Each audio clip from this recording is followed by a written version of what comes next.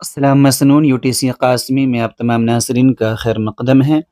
امید کرتا ہوں کہ آپ لوگ خیر و عافیت سے ہوں گے۔ ناظرین، آج کی اس ویڈیو میں BA اردو سیمسٹر 1 MJC 1 سے پڑھیں گے ناول توبۃ النصوح کا تنقیدی جائزہ۔ اس سے قبل ہم نے ڈپٹی نصیر احمد کی ناول نگاری کا جائزہ لیا، ناول نگاری کو پڑھا۔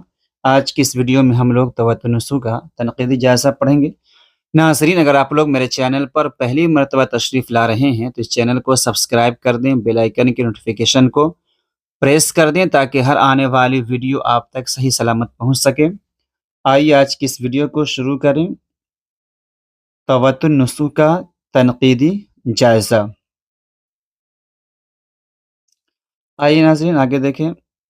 یہاں ڈپٹی نصیر احمد کے ناول توبۃ النصوح کا تنقیدی جائزہ یعنی جائزہ پیش کرنا مقصود ہے۔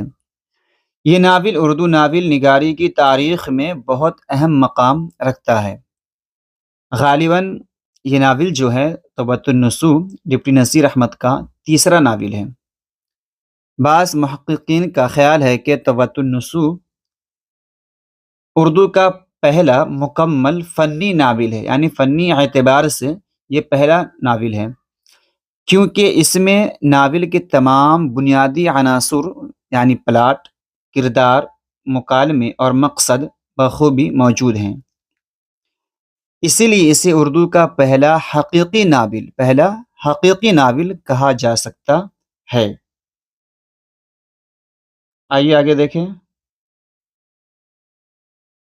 ڈاکٹر خوشحال زیدی کے مطابق، یہ اقتباس سے دیکھیے، توبۃ النصوح نصیر احمد کا تیسرا ناول ہے جو 1877 میں شائع ہوا۔ پلاٹ، کردار نگاری، مکالمے، زبان کے اعتبار سے یہ بہت دلچسپ اور مقصدی ناول ہے۔ اس ناول کا بنیادی موضوع اولاد کی تربیت ہے۔ نصیر احمد نے اس میں یہ بات واضح کی ہے کہ والدین کی ذمہ داری صرف بچوں کی پرورش نہیں بلکہ ان کی اخلاقی تربیت بھی ہے۔ اس کے لیے ضروری ہے کہ والدین خود ایک اچھا نمونہ مثالی کردار بنے تاکہ اولاد ان کی پیروی کر سکے۔ آئیے آگے دیکھیں۔ ناول کا پلاٹ کچھ یوں ہے، یعنی جو اس میں قصہ بیان کیا گیا ہے تو اس کا پلاٹ کے بارے میں جو ہے بتایا جا رہا ہے۔ دہلی میں ہیضے کی وبا پھیلتی ہے اور نصوح جو ہے توبۃ النصوح کا مرکزی کردار ہے۔ بقیہ کردار جو اس کے ارد گرد گھومتا ہے، اور نصوح بھی اس بیماری میں مبتلا ہو جاتا ہے۔ موت کے خوف سے وہ خواب دیکھتا ہے جس کے بعد اس کی زندگی بدل جاتی ہے۔ وہ توبہ کرتا ہے اور نیکی و اصلاح کی راہ پر چل پڑتا ہے۔ یہی اس ناول کا مرکزی پیغام ہے۔ انسان جب سچے دل سے توبہ کرتا ہے تو اس کی زندگی سنور جاتی ہے۔ آگے دیکھیے۔ ڈاکٹر خوشحال زیدی مزید لکھتے ہیں، توبۃ النصوح کے بارے میں ناقدین میں اختلاف پایا جاتا ہے کہ آیا یہ ناول ہے یا تمثیل یعنی علامتی کہانی۔ ڈاکٹر احسن فاروقی اپنی کتاب اردو ناول کی تنقیدی تاریخ میں اسے صرف ایک تمثیل قرار دیتے ہیں، یعنی توبۃ النصوح کے بارے میں کہ ایک تمثیل ہے، کہانی ہے۔ جبکہ پروفیسر احتشام حسین اپنی کتاب ذوق ادب اور شعور میں اسے ایک مکمل ناول تسلیم کرتے ہیں۔ بہرکیف در حقیقت اس ناول میں اخلاقی خوبیوں اور انسانی اوصاف کو تمثیلی انداز میں پیش کیا گیا ہے، جس سے یہ تاثر پیدا ہوتا ہے کہ ایک علامتی یعنی تمثیلی تصنیف ہے۔ نصیر احمد نے دیباچے میں خود وضاحت کی ہے کہ اس کتاب کا مقصد انسان کے اس اہم فرض کو واضح کرنا ہے جو تربیتی اولاد سے تعلق رکھتا ہے۔ ناول کے اہم کردار کو دیکھ لیں۔ فہمیدہ یہ نصوح کی بیوی ہے۔ کلیم نصوح کا بیٹا ہے بڑا۔ سلیم یہ بھی نصوح کا بیٹا ہے، اور حمیدہ جو ہے یہ فہمیدہ کی مجلی بیٹی ہے۔ دراصل مختلف انسانی صفات کی علامت ہے، یعنی یہ کردار جو ہیں مختلف انسانی صفات کی علامت ہے۔ یوں ہر کردار کسی ایک اخلاقی خوبی یا خامی کی نمائندگی کرتا ہے، اسی وجہ سے بعض ناقدین نے اسے تمثیلی ناول کہا ہے۔ آئی ناظرین، ویڈیو پسند آ رہی ہے تو ویڈیو کو لائک کریں، کومنٹ کریں، اپنے دوست احباب کو شیئر کریں، بالخصوص ان طلبہ و طالبات کو جن کا عنقریب بی اے سیمسٹر 1 MJC 1 کا ایگزام ہونا چاہتا ہے، ان تک اس ویڈیو کو ضرور پہنچائیں۔ آئیے آگے دیکھیں۔ ناول کا مرکزی کردار نصوح ایک خواب دیکھتا ہے جس میں وہ روز محشر یعنی میدان محشر کا منظر دیکھتا ہے۔ جب وہ بیدار ہوتا ہے تو اس خواب سے اس کی زندگی میں ایک انقلاب آ جاتا ہے۔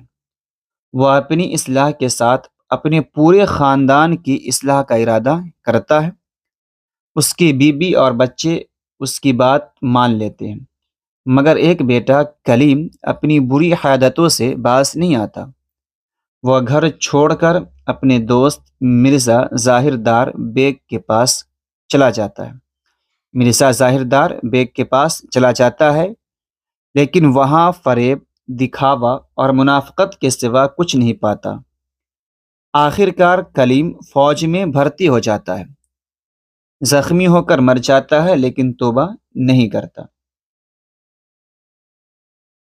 ڈاکٹر عظیم الشان صدیقی نے اس ناول پر تبصرہ کرتے ہوئے لکھتے ہیں، یہ نصیر احمد کا تیسرا اصلاحی اور مقصدی ناول ہے جو اپنے واقعات، کرداروں اور بیانات کے لحاظ سے نہایت دلچسپ اور دلکش ہے۔ اگرچہ خاندان کی اصلاح کا پیغام سادہ انداز میں دیا گیا ہے، یعنی ناول توبۃ النصوح کے اندر جو ایک تربیت اولاد اور اس کا پیغام دیا گیا ہے وہ سادہ انداز میں دیا گیا ہے، مگر اس میں ایسی حقیقت پسندی اور جزیات کی باریکی پائی جاتی ہے کہ واقعات بالکل سچے اور قدرتی معلوم ہوتے ہیں۔ کہانی میں ابتدا سے انجام تک، مطلب یہ کہ شروع سے جب کہانی شروع ہوتی ہے اس وقت سے لے کر کے آخری کہانی تک تسلسل موجود ہے، اور تجسس مطلب دلچسپی آخری تک یعنی آخر کہانی تک قائم رہتی ہے۔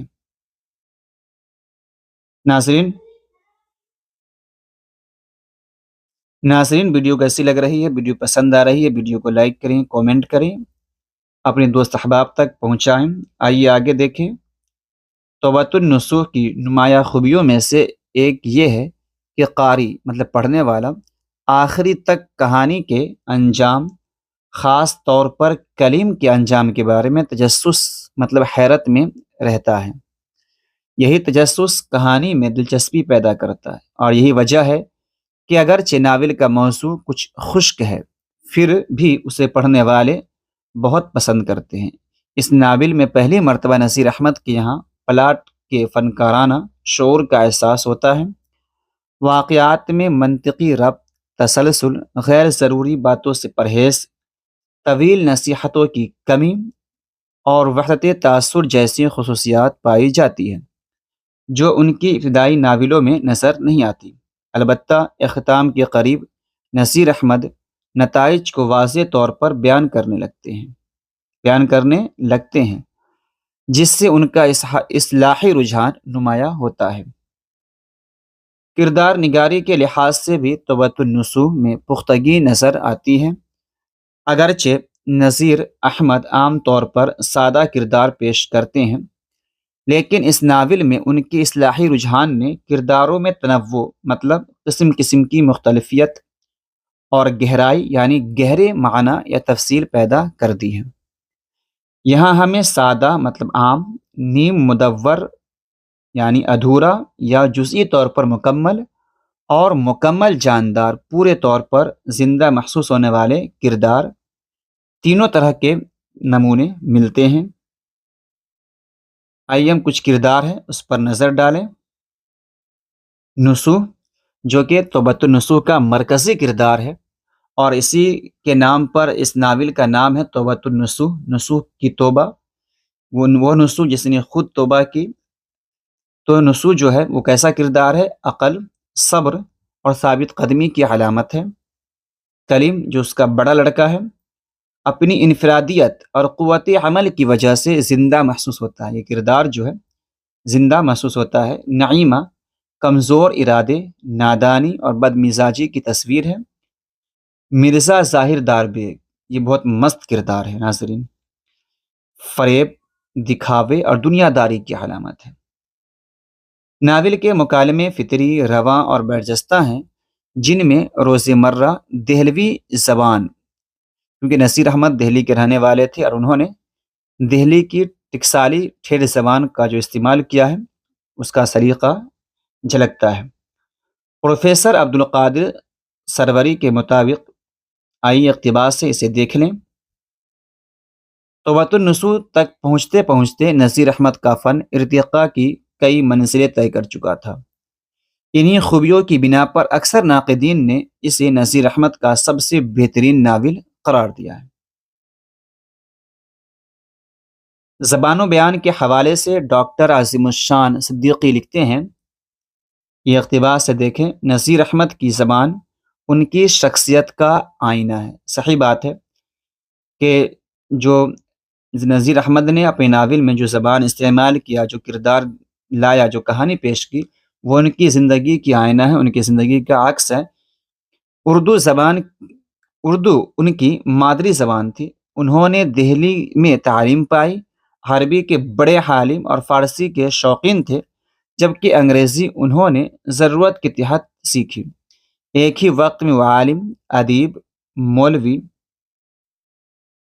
مولوی، معلم، خطیب اور حاکم سب کچھ تھے۔ اس لیے ان کی زبان میں سادگی، شستگی اور اثر انگیزی پائی جاتی ہے، جو ہمیں اور آپ کو ان کے ناولوں میں دیکھنے کو ملتی ہے۔ آئیے آگے دیکھیں ناظرین۔ بالآخر یہ کہا جا سکتا ہے کہ ڈپٹی نصیر احمد کا ناول توبۃ النصوح اردو ادب میں ایک نمایاں اسلامی و اصلاحی ناول کی حیثیت رکھتا ہے۔